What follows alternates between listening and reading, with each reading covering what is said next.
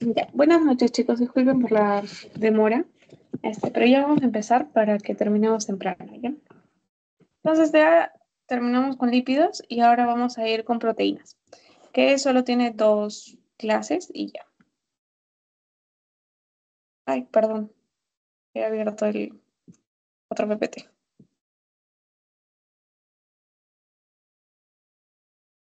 A ver, un ratito.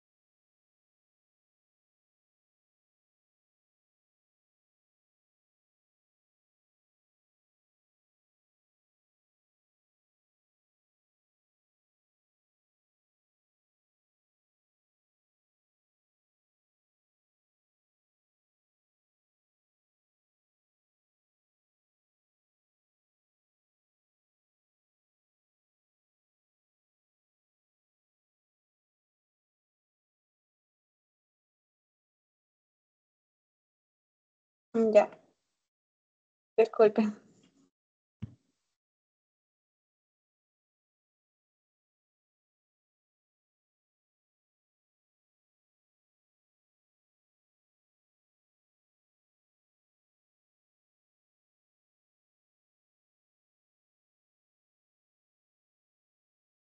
Ya, disculpen, se había confundido de archivo. Bueno, ya.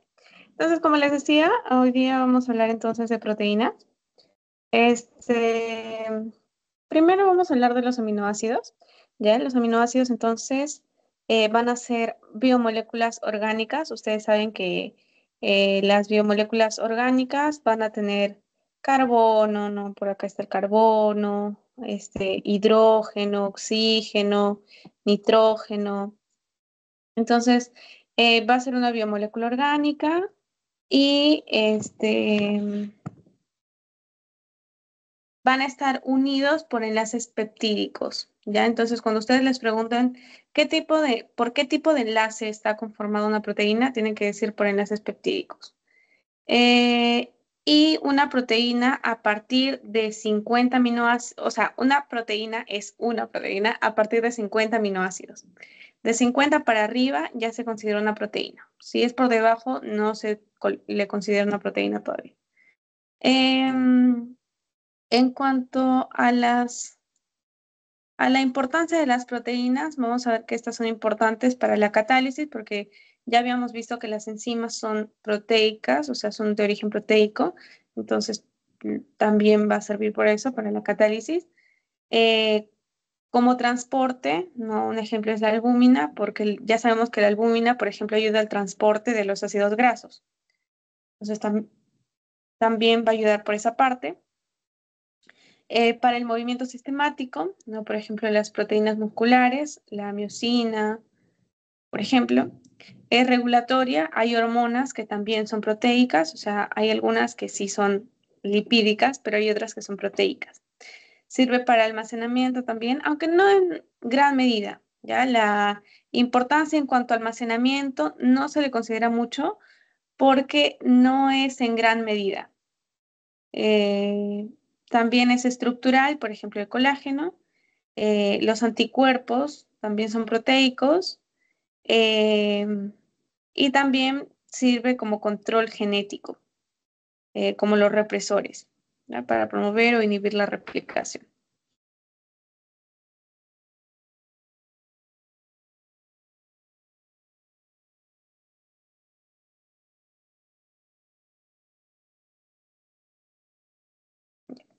En cuanto a las hormonas gastrointestinales, vamos a tener a la gastrina, a la colecistoquinina, a la secretina, a los BIP o polipéptido intestinal vasoactivo, a los GIP o polipéptido inhibidor gástrico, a los polipéptido pancreático y al polipéptido IgG.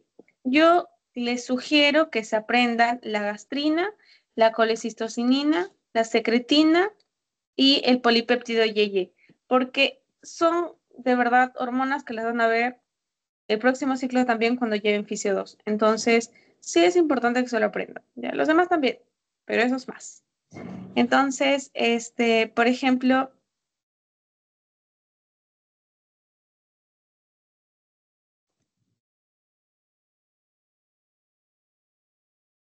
chicos, ¿me están escuchando? Porque mi laptop se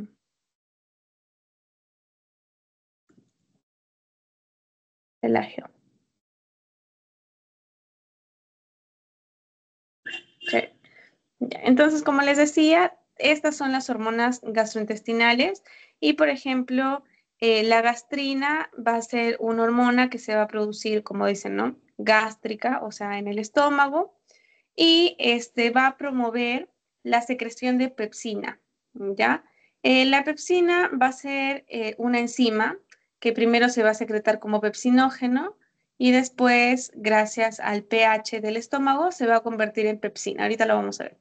Entonces, para eso sirve, porque la pepsina va a ayudar eh, a la degradación de las proteínas.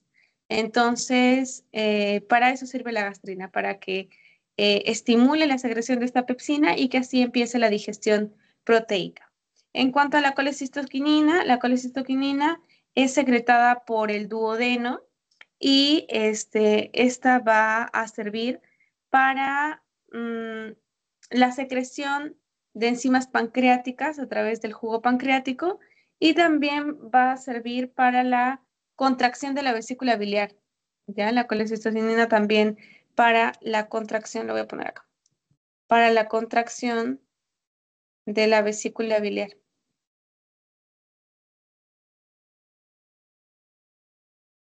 En cuanto a la secretina está secretada también por el duodeno y esta va a inducir a la secreción de agua y bicarbonato pancreático.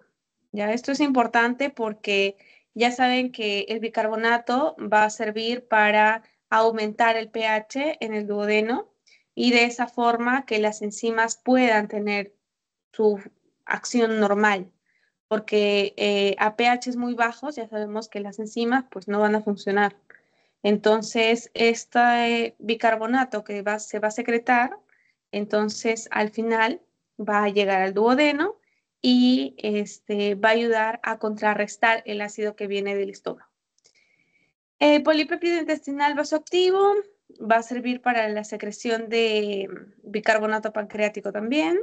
Tenemos al polipéptido inhibidor gástrico, que inhibe la secreción de ácido clorhídrico, ya cuando, por ejemplo, el ácido clorhídrico, o sea, ya no se necesita, entonces se inhibe la secreción.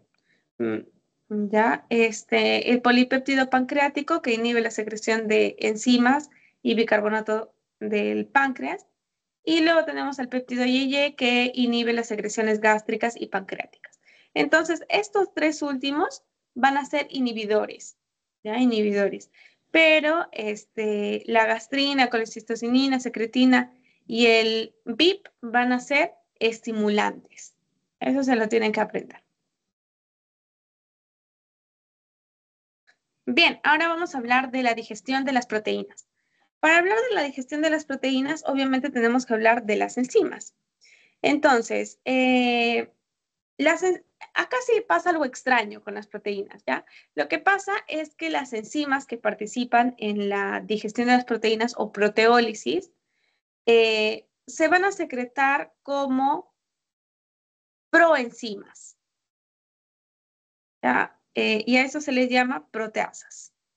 Entonces, eh,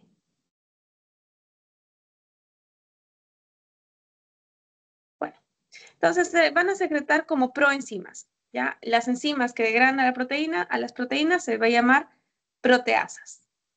Y estas van a ser de diferentes tipos. Por ejemplo, tenemos las endopepsinas y tenemos las exopeptidasas. ¿Cuál es la diferencia? Es el lugar en donde van a cortar a los enlaces.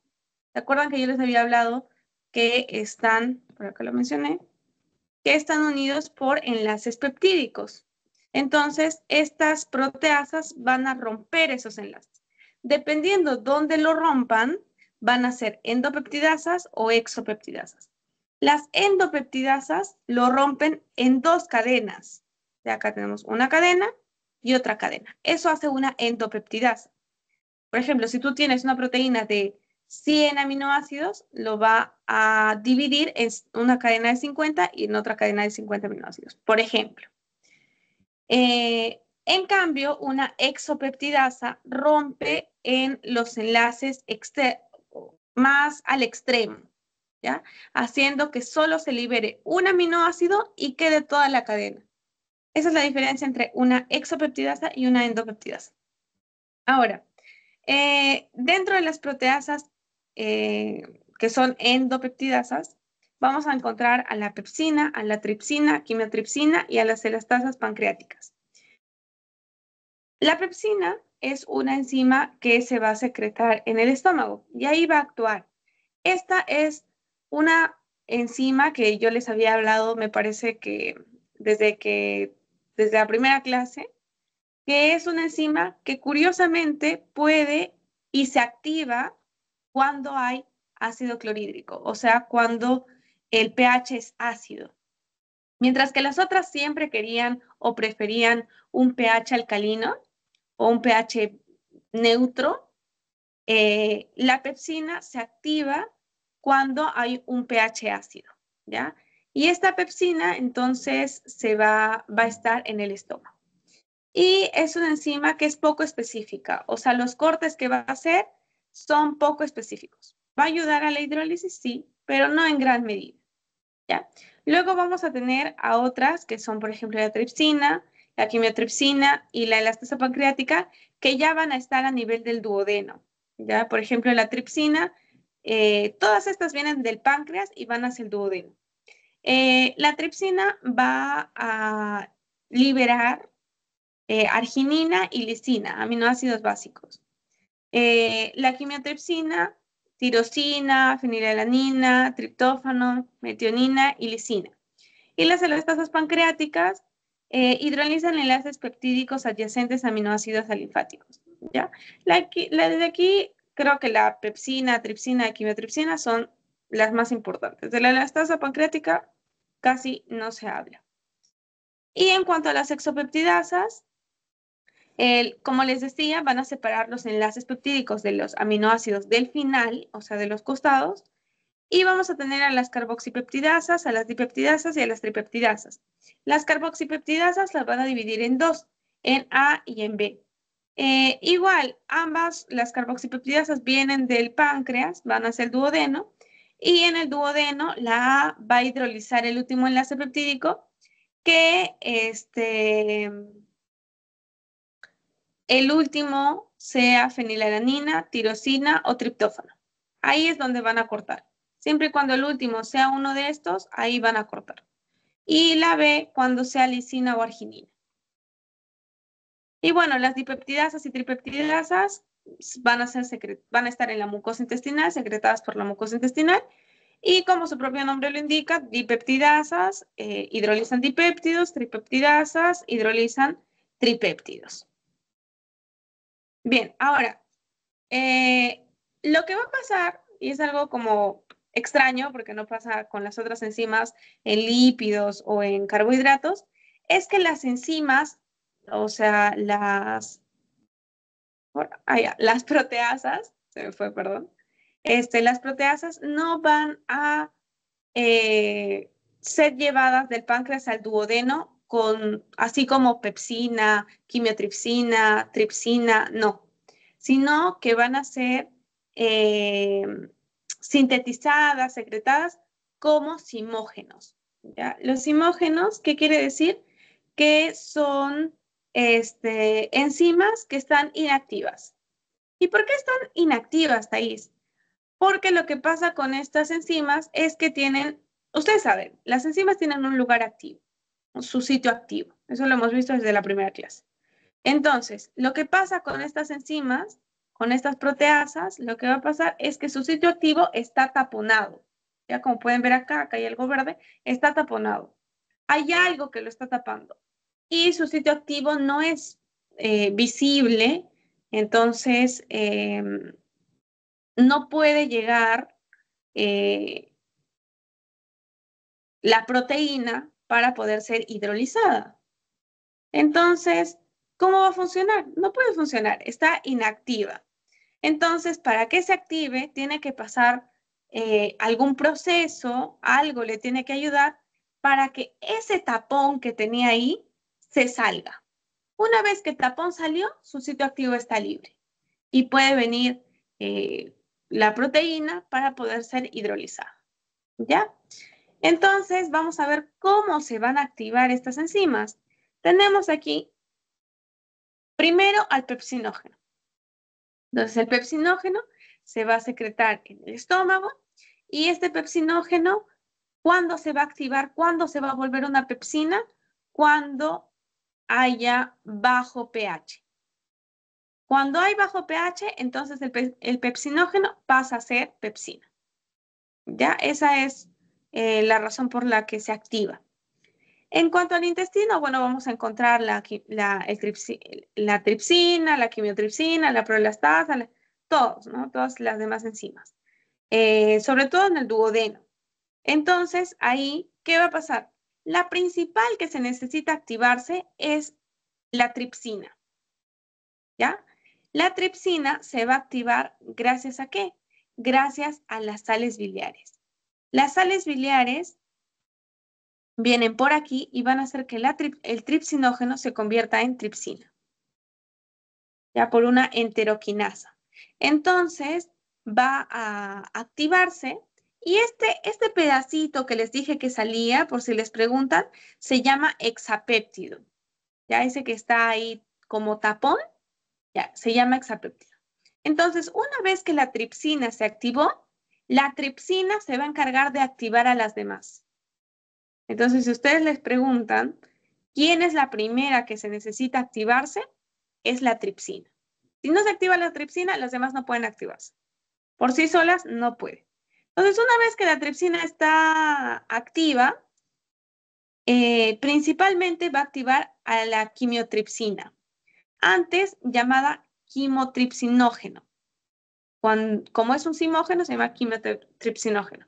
Entonces, esta tripsina activa al quimotripsinógeno, lo convierte en quimiotripsina. A la proelastasa en elastasa, a la procarboxipeptidasa A en carboxipeptidasa A y a la procarboxipeptidasa B en carboxipeptidasa B. Pero ya saben que lo principal que se tiene que activar es la tripsina. ¿Se han entendido hasta ahí, chicos? Sí, sí, se ha entendido. Gracias.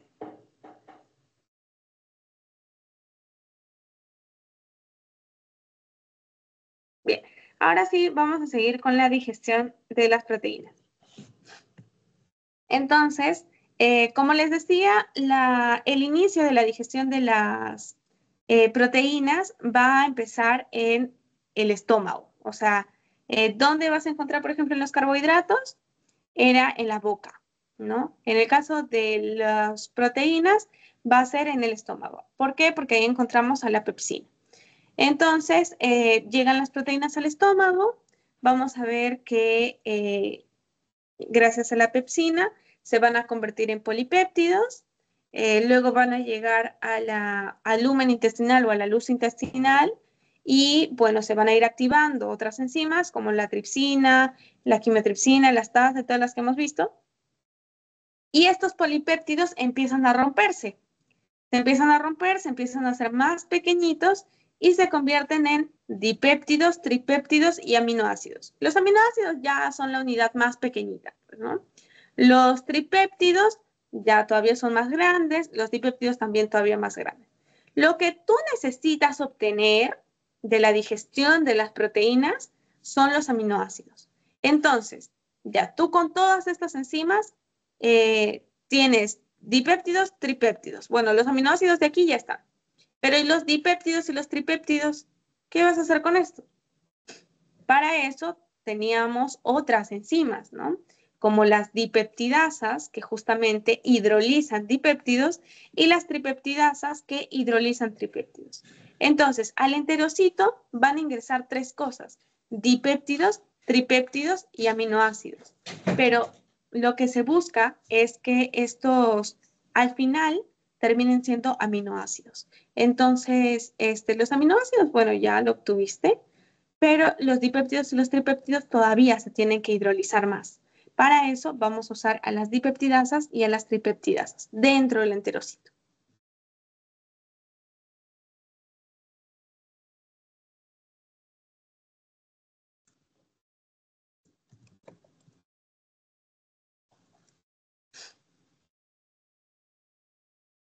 Ahora, ¿qué va a pasar en los neonatos? En los neonatos, los enterocitos pueden absorber más cosas, ¿ya? Como dipéptidos, polipéptidos, proteínas. No necesariamente tiene que ser algo más pequeño, como los aminoácidos, los dipéptidos y los tripéptidos. Mire, polipéptidos también pueden absorberse en los enterocitos. Esto lo pueden hacer no lo pueden hacer gracias a la pinocitosis, ya que si se acuerdan su clase de, no he puesto una imagen aquí, pero más o menos acuérdense de su clase de biología. Entonces, gracias a que los neonatos todavía tienen esa capacidad de que pueden absorber por pinocitosis, entonces pueden absorber polipéptidos, que nosotros ya no podemos porque no hacemos pinocitosis en nuestro intestino. Entonces, ¿y esto por qué lo hacen? Porque, por ejemplo, eh, la mamá le puede pasar al bebé eh, anticuerpos, ¿no? A través de la leche y todo ello. Entonces, como habíamos hablado, los anticuerpos también van a ser proteínas. Entonces, obviamente el bebé no va a hidrolizar a un anticuerpo para absorberlo. Entonces, este, lo absorbe por pinocitosis. Por eso se dice que la leche materna es insustituible, ¿no? Porque le va a aportar nutrientes como también anticuerpos y diferentes cosas que necesita el bebé para estar sano. Pero bueno, eso básicamente es que el bebé, o bueno, los neonatos pueden absorber mayor eh, o más grandes eh, proteínas todavía, o sea, polipéptidos, mientras que nosotros no, porque nosotros no absorbemos por pinocitosis. Ellos sí. O sea, por pinocitosis lo pueden hacer. Puede pasar al enterocito esos polipéptidos. En los adultos, este, van a haber transportadores de aminoácidos, dependiendo qué tipo de aminoácido es. Puede ser un aminoácido neutro, básico, ácido, etcétera. Entonces, dependiendo del tipo de aminoácido, va a depender del transportador. Por ejemplo, aquí tenemos al PEP1, que el PEP1 es un transportador de dipéptidos y tripéptidos. ¿Se acuerdan que en la clase de carbohidratos hablábamos de los GLUT, de la SGLT1? Entonces aquí también vamos a tener transportadores, por ejemplo el PEP1, que es un transportador de dipéptidos y tripéptidos.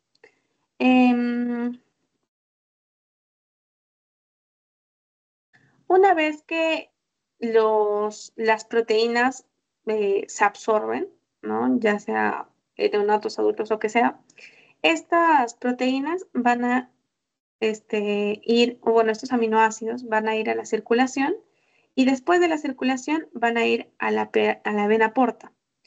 De la vena porta van a ir obviamente al hígado y del hígado van a ir a los tejidos extrahepáticos.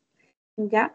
Ya saben, obviamente, por todo lo que ya hemos ido hablando durante el ciclo, que siempre va a tener que pasar por la vena porta, porque de ahí va a llegar al hígado y el hígado se va a encargar de repartir todo. Ya, dependiendo de lo que se necesite, él lo va a repartir. Aparte de esto, también, cuando se hace la digestión, ¿no? de las proteínas, no solo se hizo la digestión y ya, sino que quedan residuos. Ya en el caso de las proteínas va a quedar amoníaco. Entonces, este amoníaco en realidad es tóxico, o sea, tú no lo puedes tener en tu cuerpo. Entonces, este amoníaco llega al hígado para poder ser eliminado. ¿Y cómo va a ser eliminado? Este amoníaco se va a convertir en una sustancia no tóxica para poder ser eliminado. De hecho, no llega como amoníaco tal cual. En un ratito vamos a explicar cómo va a ser el proceso de cómo llega ese amoníaco al hígado y cómo va a ser eliminado. ¿Ya? Pero lo que les quiero decir es que la digestión de las proteínas también lleva a que se forme el amoníaco. La hidrólisis de las proteínas también lleva a la formación de amoníaco, que es tóxico.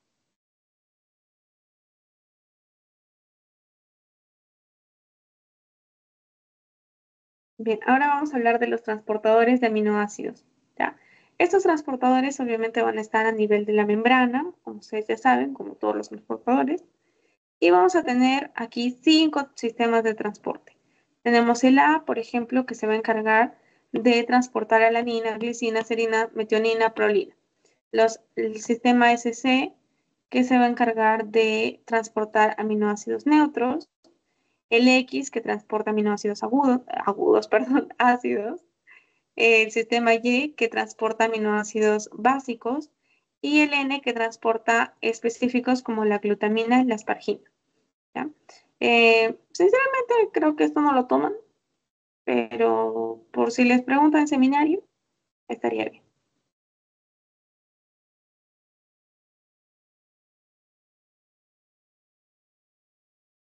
Acá les he traído bueno, esta enfermedad de Harnap, que es una alteración en el transporte de triptófano principalmente. ¿Ya? Los síntomas van a ser picores, fotosensibilidad,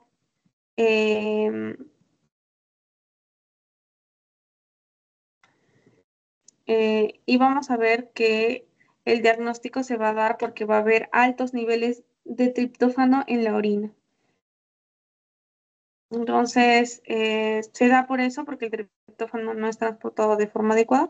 En realidad no son el triptófano, ¿ya? Aminoácidos neutros en realidad. Pero más, o sea, más importante, el triptófano, o sea, principalmente el triptófano. Las características es que es una enfermedad autosómica recesiva, se da por una malabsorción y excreción de triptófano y otros aminoácidos neutros, como les decía, y hay un defecto en la conversión de triptófano a niacinamida. ¿Ya? Entonces, al final, lo que te va a causar es, como les decía, picores, fotosensibilidad, o sea, no puede salir mucho al sol y todo eso. Pero no les van a preguntar en realidad las características ni nada. Lo que les van a preguntar a ustedes es por qué se da la enfermedad de Harnap. Se da por alteraciones en el transporte de aminoácidos neutros, principalmente el triptófano.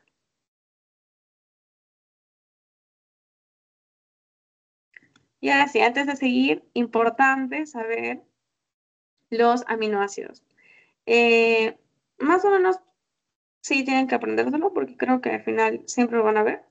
Y ahí les he puesto la memotecnia de Fer hizo un lío tremendo y Valentina le metió un triptófano. Entonces ahí para que se acuerden de cuáles son los aminoácidos esenciales. Y obviamente si ya saben que estos son los esenciales, ya van a saber que los demás ya no son esenciales.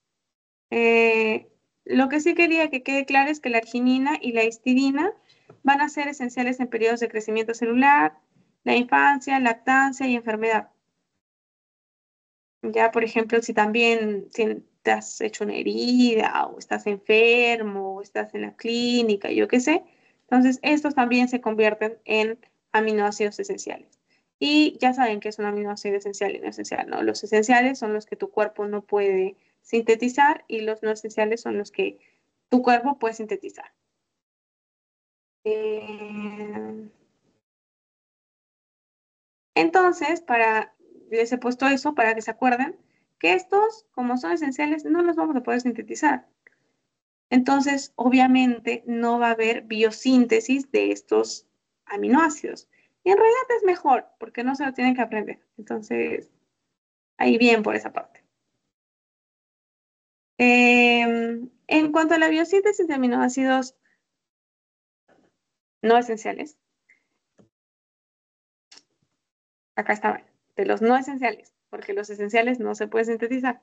Entonces, para la biosíntesis de aminoácidos no esenciales, vamos a tener a la glucólisis, al ciclo de Krebs, de ahí parte, ¿ya? Entonces, por ejemplo, en la glucólisis vamos a encontrar que un intermediario de la glucólisis va a ser el 3-fosfoglicerato. Yo sé que nadie le prestó atención porque cuando hicimos la glucólisis yo les dije que se nos acuerden. No se preocupen, solo tienen que aprenderse este intermediario ahorita. ¿Ya? Entonces, a partir del fosfoglicerato se va a formar serina y esta serina luego se va a convertir en cisteína. ¿Ya? Y esta serina también puede tomar otro camino y convertirse en glicina. Eh, la conversión de serina a cisteína es irreversible, pero la serina con la glicina son interconvertibles. Por eso están estas flechitas. Y también, si ustedes siguen la glucólisis, van a encontrar piruvato. Y el piruvato, a partir del piruvato, se puede generar alanina. En cuanto al ciclo de Krebs, miren, aquí ya tenemos 1, 2, 3 y 4 aminoácidos. En el ciclo de Krebs vamos a tener que a partir, bueno, llega el acetil-CoA, todo eso del ciclo de Krebs, y vamos a obtener alfa-cetoglutarato. A partir del alfa-cetoglutarato se va a obtener glutamato. Y el glutamato puede tomar dos caminos. Se puede convertir en glutamina, y ya tendríamos otros dos aminoácidos, o se puede convertir en glutamato gamma semialdehído y llegará a ser prolina y arginina. Por otro lado, el oxalacetato se puede convertir en aspartato y el aspartato en aspargina. Entonces ahí ya tenemos 2, 4, 6, 8, 9, 10 aminoácidos. ¿Ya? Entonces así se van formando los aminoácidos. Yo no creo que les digan a partir, no, a partir de quién yo creo que sí. Por ejemplo, la cisteína es a partir de la serina. Tal vez les pueden preguntar eso. O a partir de qué proceso se generó la síntesis de glicina, a partir de la glucólisis, ¿no? Algo así tal vez les puedan preguntar.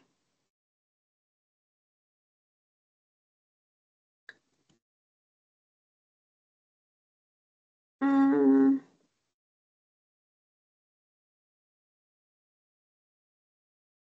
hay biosíntesis de aminoácidos. A ver, ¿por qué país hay biosíntesis de estos no esenciales y por qué los otros se volvieron esenciales? Miren, la verdad es que las bacterias, por ejemplo, sí pueden sintetizar este tipo de aminoácidos, o sea, los esenciales. Ya, lo que pasa es que nuestro cuerpo vio que lo podías consumir o algo similar.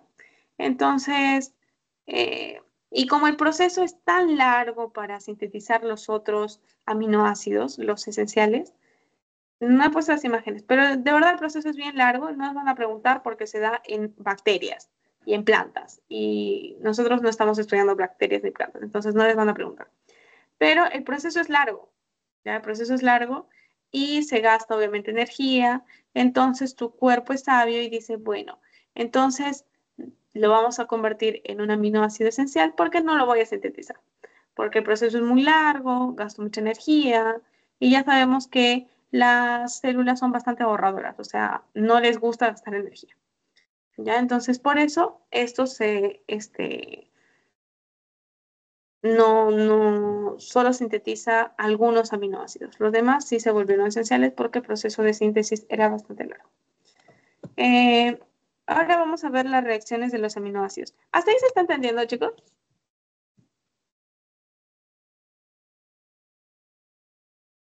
Ya, chévere. A ver. Gracias, Víctor. Por un ratito.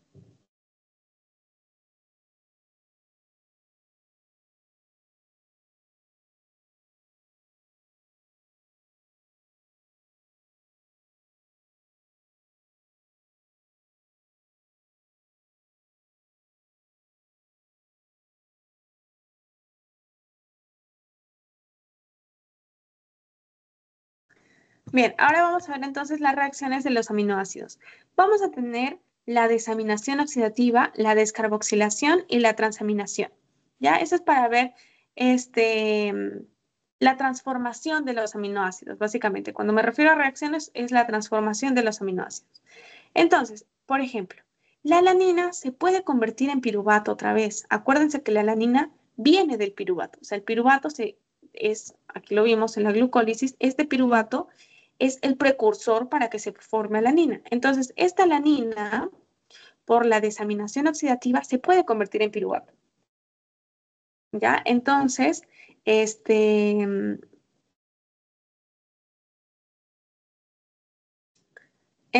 la desaminación oxidativa quiere decir que este aminoácido pierde su grupo amino, ¿ya? Y se convierte solo en cetoácido.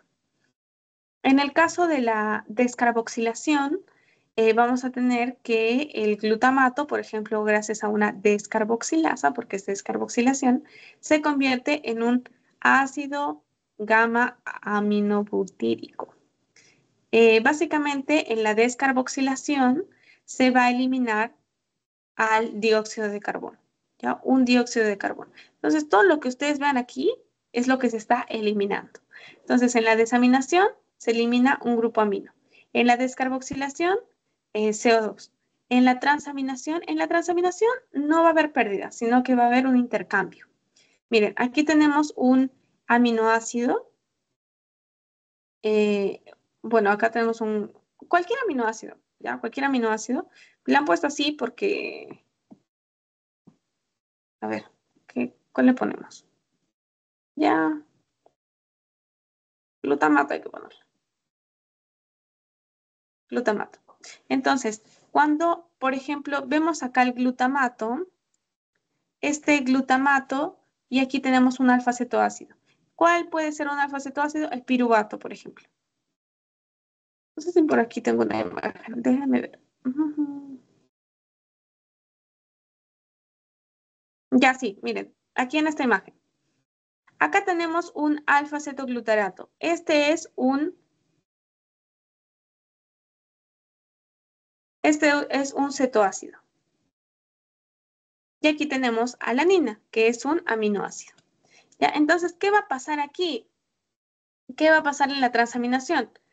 Eh, la alanina le va a compartir o le va a regalar eh, un grupo amino al cetoácido para que este cetoácido se convierta en un aminoácido. ¿Ya? Entonces, por ejemplo, esta alanina le pasa su grupo amino y este alfa-cetoglutarato se convierte en glutamato. Y esta alanina perdió su grupo amino. ¿Y qué va a pasar con esta alanina si pierde su grupo amino? ¿Qué les dije? Que se queda como cetoácido. Entonces aquí el piruvato ya sabemos que es un alfa-cetoácido. Se quedó como cetoácido. ¿Ya? ¿Me entendieron esa parte, chicos?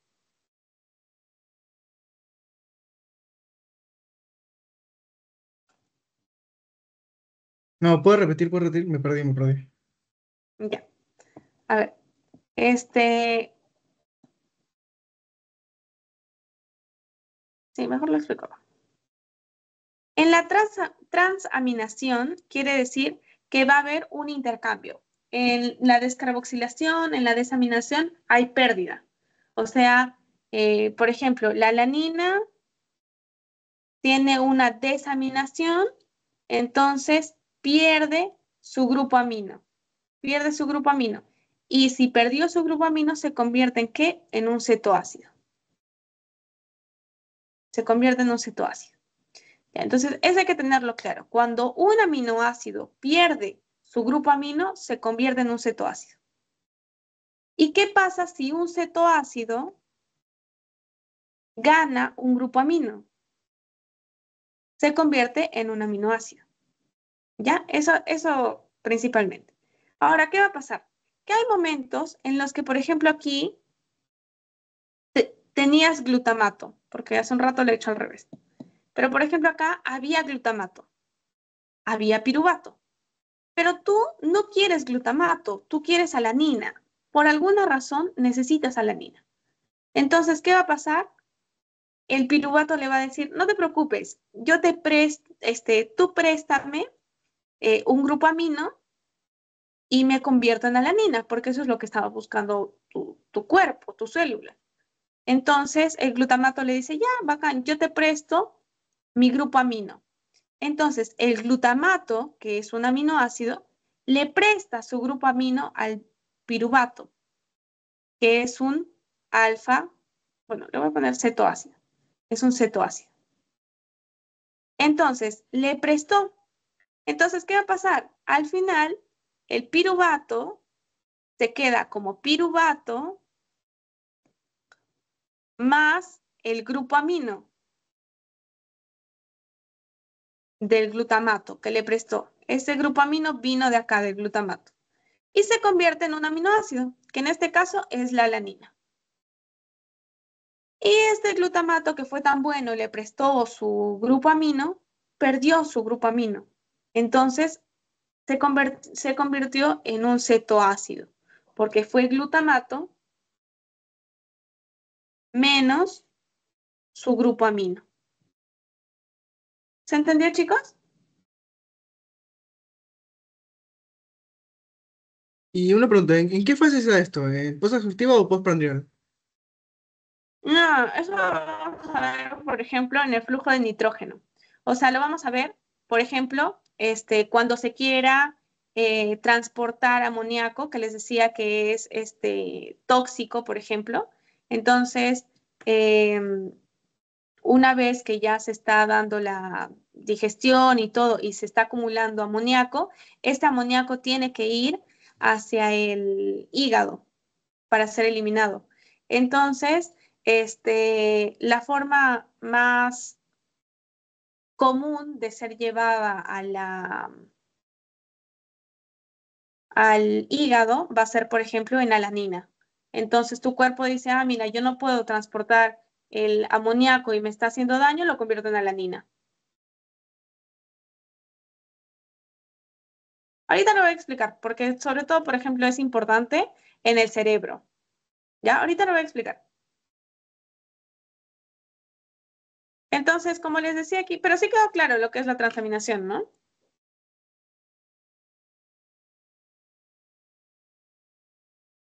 Ok.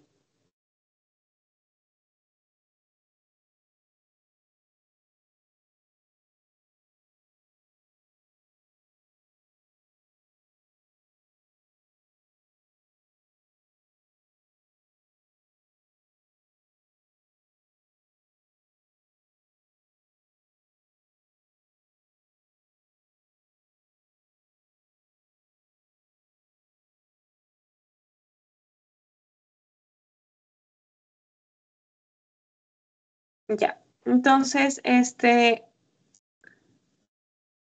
mm, eso mejor les explico en un ratito.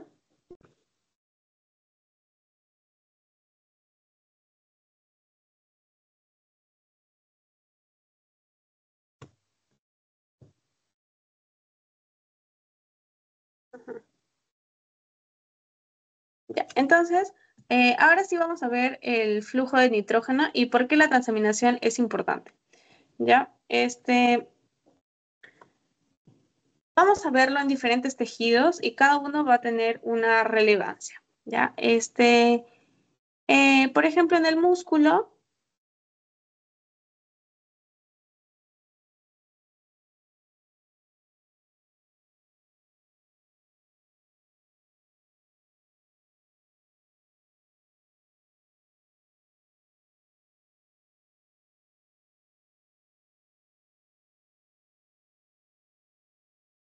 Un ratito, por favor.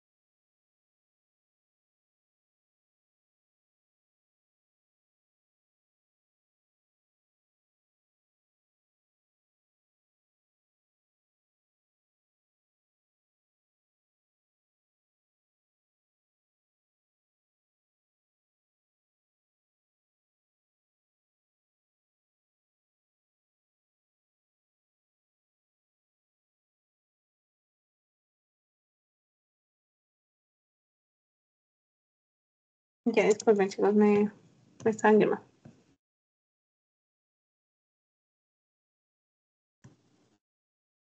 Ujú.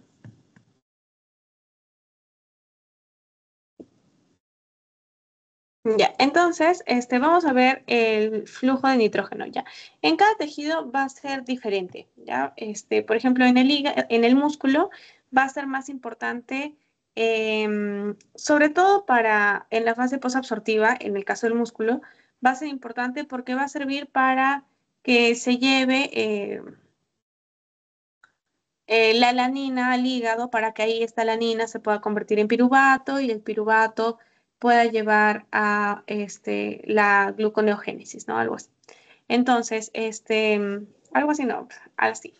Bueno, entonces, vamos a tener primero la formación de glutamato, ¿ya? Pero el glutamato no va a ir al hígado para formar energía. Cuando estábamos hablando antes sobre la gluconeogénesis, veíamos que la síntesis para la gluconeogénesis es a partir de alanina, ¿no? El músculo hacía que se libere alanina, esta alanina iba por la sangre, iba hacia el hígado y en el hígado esta alanina se transformaba en piruvato y el piruvato hacía la ruta eh, que ya conocemos de gluconeogénesis.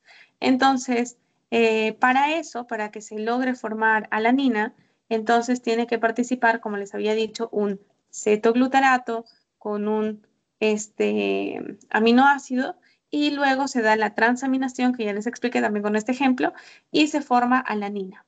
¿Ya? En el caso de la alanina, esta se libera a la sangre y se va a ir al hígado. Em, También vamos a tener que, por ejemplo, el glutamato puede ser convertido en glutamina.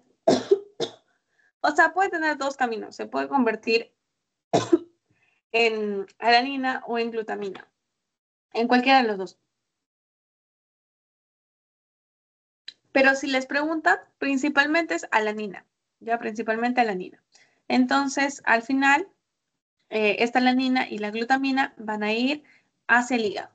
Ya, eso va a ser importante en el músculo porque va a servir para gluconeogénesis. En el hígado, eh,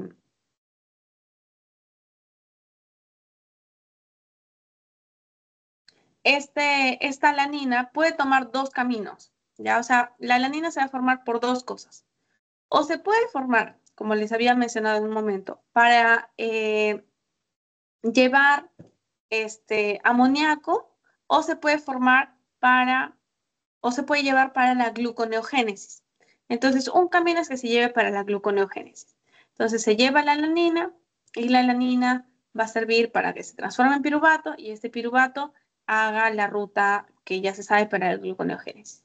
Pero también esta alanina va a servir para llevar amoníaco, ¿no? Lo que les digo que es un compuesto tóxico para ser eliminado.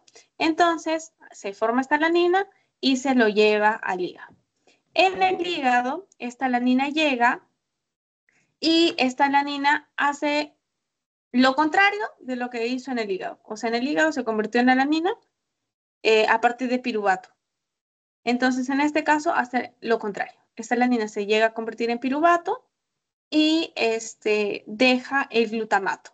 ¿Ya? Deja el glutamato. Entonces, este piruvato hace lo que tiene que hacer por ahí, sigue su ruta que va a ser necesaria y este glutamato que llega y que se convirtió en glutamato por transaminación, va a liberar su grupo amino, o sea, va a liberar su amoníaco por desaminación y se va a convertir en un alfa-cetoglutarato, ¿ya? Este amoníaco se va a unir con dióxido de carbono y va a formar la urea. En realidad, para que se forme la urea hay más procesos que me parece que no sé si en esta clase lo vemos o en la próxima. No, sí, en esta clase lo vamos a ver. Entonces, al final va a haber formación de urea y esta urea ya se puede eliminar. ¿Ya? Entonces, la urea es básicamente el amoníaco que va a ser tóxico para ti, para tu cuerpo, eh, y que en forma de urea sí se puede eliminar sin ningún problema. Ya. Entonces, para eso va a servir, ya, la transaminación. Va a servir, como les dije, para dos cosas. Uno, para que se pueda dar la gluconeogénesis, si es que es necesaria, y también para el flujo del nitrógeno, o sea, para que el amoníaco que es tóxico llegue al hígado y en el hígado pueda ser transformado a urea y que pueda ser eliminado a través de la orina. Y bueno, eso es en el caso de la alanina. En el caso de la glutamina también puede llegar a través de la sangre y por una glutaminasa se convierte en glutamato más amoníaco. Este amoníaco lo mismo va a pasar por el ciclo de la urea y este amoníaco se va a llegar a convertir en urea y esta urea va a ser eliminada por la orina. Ahora, en el cerebro. En el cerebro es importantísimo que se dé el flujo de nitrógeno para que el amoníaco llegue al, al hígado. Eh, En el caso del cerebro, lo que vamos a tener es que eh, se va a dar también una transaminación, pero esta transaminación se va a dar con el fin de obtener glutamato. Este glutamato al final va a llegar a ser glutamina y ya sabemos que esta glutamina puede ser transportada a través de la sangre hasta el hígado, ¿ya? Eh,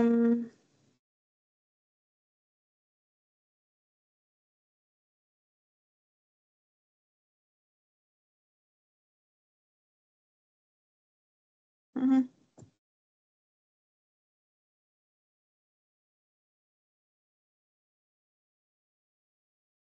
En los riñones también va a haber una transaminación, se va a formar glutamina, la glutamina va a pasar por una glutaminasa, a formar glutamato y luego se va a eliminar pues el amoníaco. Eh,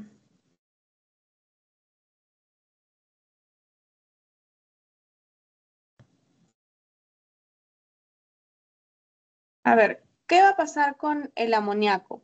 El amoníaco se va a formar durante la digestión y la absorción de las proteínas, ¿ya? Es parte de, o sea, si no quieres formar amoníaco, entonces no consumas proteínas, porque cuando tú consumes proteínas, siempre cuando se va a dar la hidrólisis de las proteínas, se va a liberar amoníaco. Eso es sí o sí.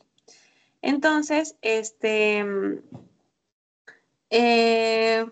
por ejemplo, el amoníaco a nivel del intestino, vamos a ver ahí que se va a ir por la vena porta y luego va a llegar al hígado. La cuestión es que al final el amoníaco va a terminar en el hígado, ¿ya? Este,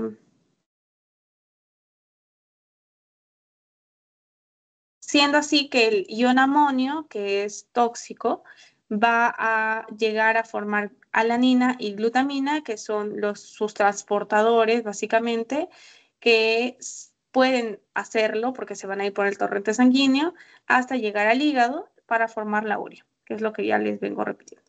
¿Y cómo se da el ciclo de la urea? El ciclo de la urea está medio borroso, pero bueno. El ciclo de la urea básicamente se va a dar en parte mitocondrial y parte del citosol.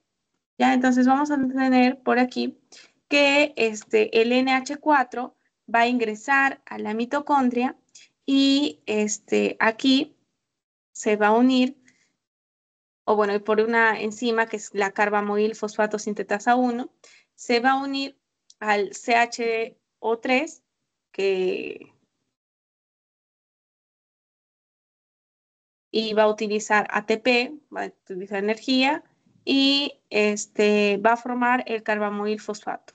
El carbamoil fosfato luego va a formar la L-citrulina gracias a la ornitina transcarbamilasa. La L-citrulina va a salir de la mitocondria y va a formar el arginosuccinato gracias a un aspartato que también salió de la mitocondria. Eh, y esto lo va a hacer gracias a una enzima que es la arginosuccinato sintetasa 1. Y después esta arginosuccinato se va a convertir en L-arginina gracias a la arginosuccinato liasa. Esta L-arginina luego se va a formar, o sea, gracias a una arginasa, se va a convertir en una L-ornitina y esta L-ornitina ingresa nuevamente a la mitocondria para ser utilizada en la transformación de carbamoilfosfato en L-citrulina. Esto es, como su mismo nombre lo indica, es un ciclo, ¿no? Entonces, ¿y en dónde aparece la urea? La urea es como un desecho, o sea, se puede decir que no le tomaríamos relevancia en otras situaciones, por ejemplo, en la glucólisis. Estos que salían de aquí no les tomábamos importancia, pero en este caso sí. La L-arginina, cuando reacciona con la arginasa, digamos que como un desecho, va a eliminar urea, ¿ya? Y esta urea es importante porque gracias a esta urea ya se está eliminando el amoníaco. Entonces esta ya por la orina va a poder ser eliminada. ¿Se entendió el ciclo de la urea, chicos?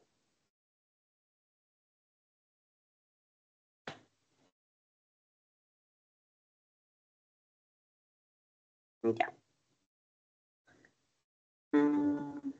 Y ya como última PPT vamos a ver las patologías, que es la hiperamonemia tipo 1 y la hiperamonemia tipo 2.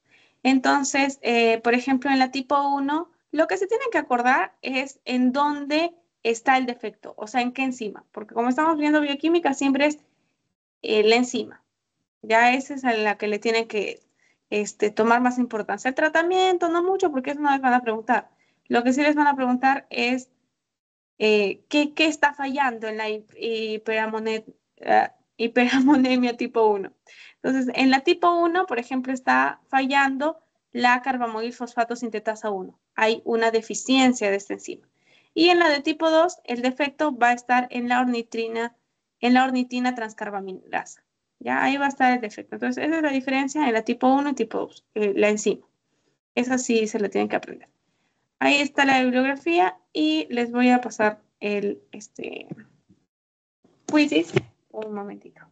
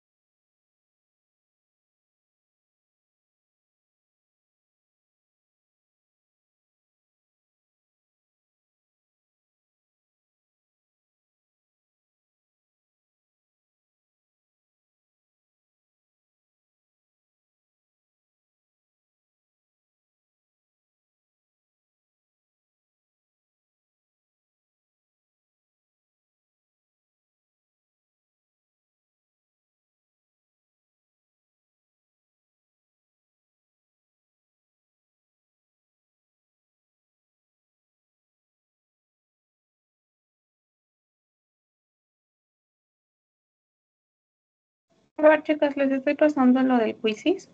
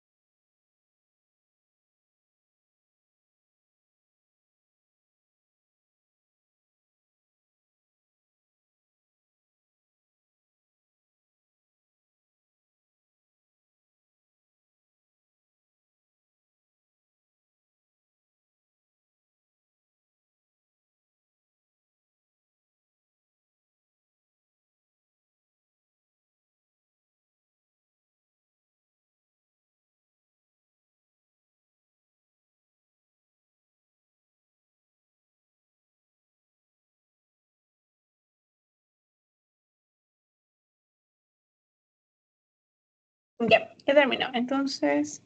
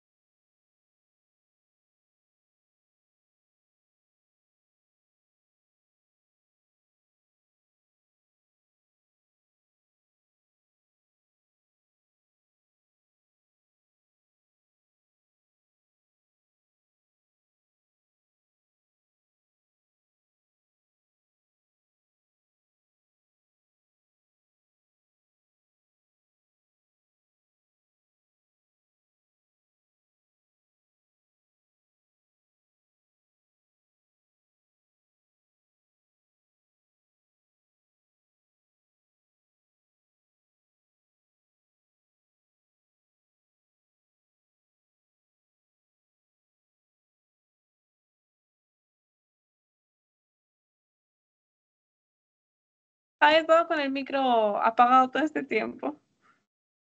Perdón. Ya, como les decía, las primeras respuestas de la uno era la B, de la 2 era...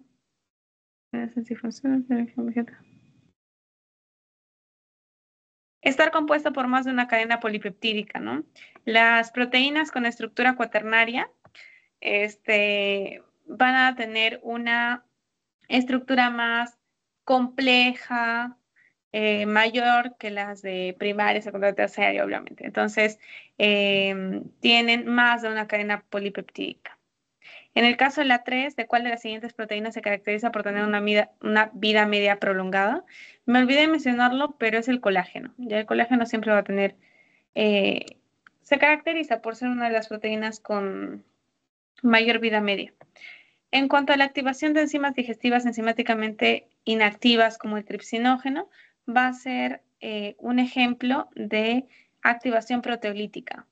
Acuérdense que en este caso la enzima no está fosforilándose, ¿no? Habíamos visto, por ejemplo, de la fosforilasa A y B, ahí sí habíamos visto un proceso de fosforilación, pero cuando yo les expliqué el del tripsinógeno, el del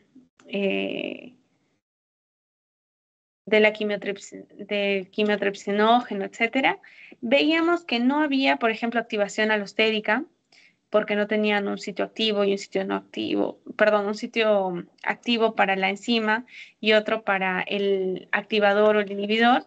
Eh, no había una fosforilación como tal, ¿no? O sea, no se le agregaba un grupo fosfato para que esté activa. Y el pH alcalino, vimos que, por ejemplo, hay enzimas eh, proteolíticas que no necesitan de un pH alcalino, por ejemplo, el pepsinógeno. Entonces, la respuesta sería activación proteolítica, porque como las enzimas son proteínas y esas enzimas que vimos que justo les comentaba que era curioso, porque estas enzimas tienen un pedacito que les funciona como un tapón. Entonces, este, ese tapón tiene que salir y para eso tiene que haber una proteólisis. O sea, tienen que perder un pedacito, una proteólisis. ¿Cuál es el rol fisiológico más importante de la alanina del ciclo de nitrógeno del músculo?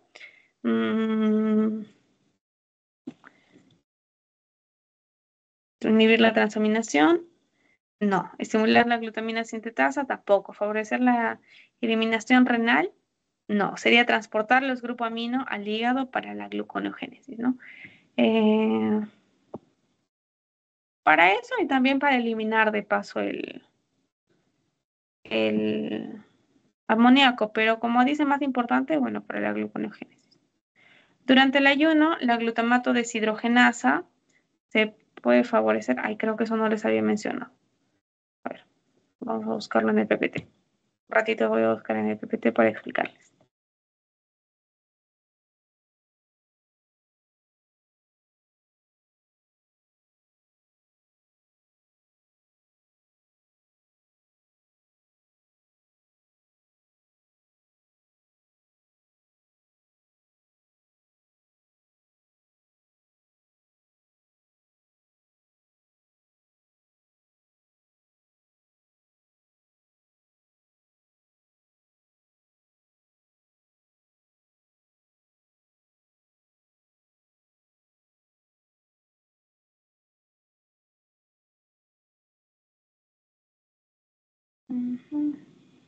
Ya.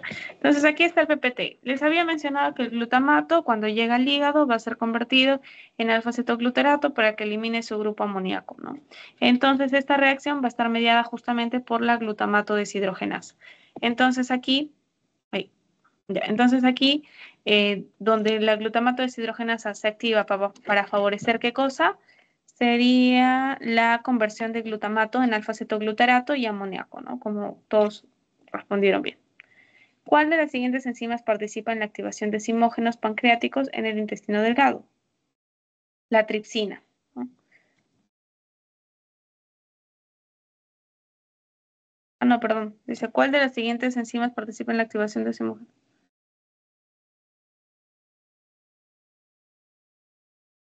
Ya, aquí se refiere a la enzima que va a servir para activar a la tripsina y que esta tripsina luego active las demás.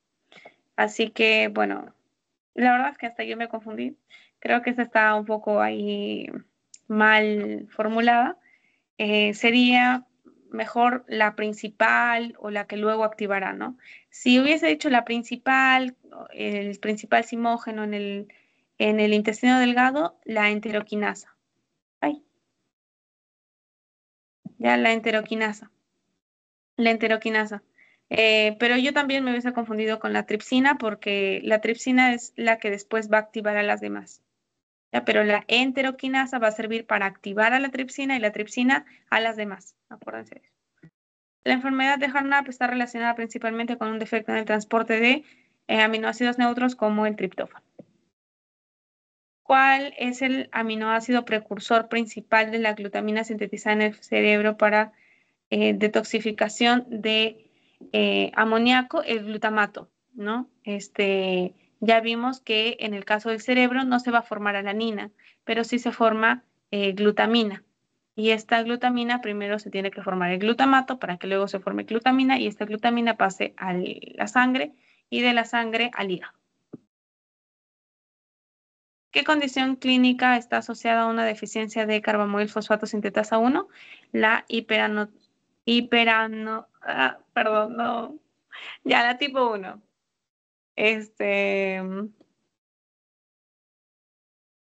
En el contexto del metabolismo proteico, el posaminoácidos hace referencia verdad, esto no les expliqué, ¿no? Porque les dije que les iba a explicar en un ratito y no les expliqué.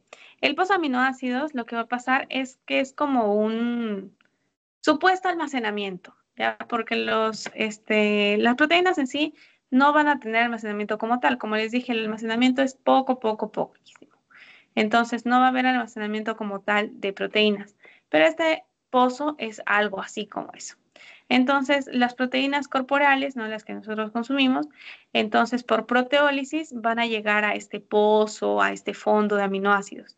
A partir de este fondo de aminoácidos va a servir para la síntesis de diferentes moléculas como las porfirinas, las hormonas, la creatina, las poliaminas, los neurotransmisores y los nucleótidos. Entonces, a partir de estos aminoácidos que se obtuvieron a partir de la digestión de las proteínas que nosotros consumimos.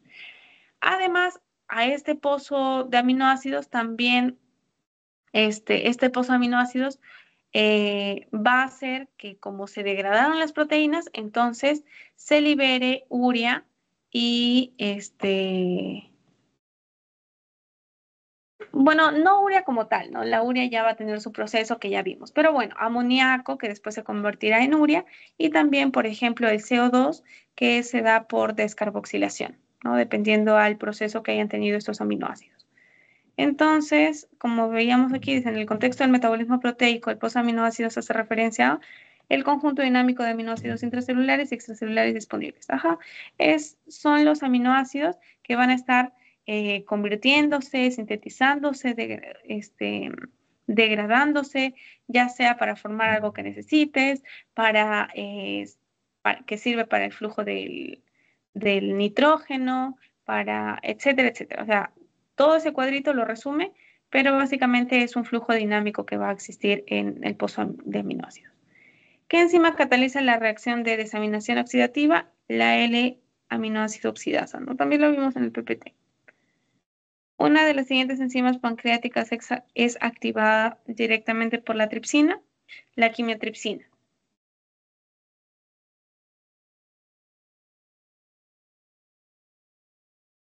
La pepsina se activa, ya saben, por el ácido clorhídrico. La gastrina no es una enzima y la VIP tampoco es. Entonces, ahí estaban entre esas dos. La activación de la carbamoil fosfato sintetasa 1 requiere de N-acetilglutamato.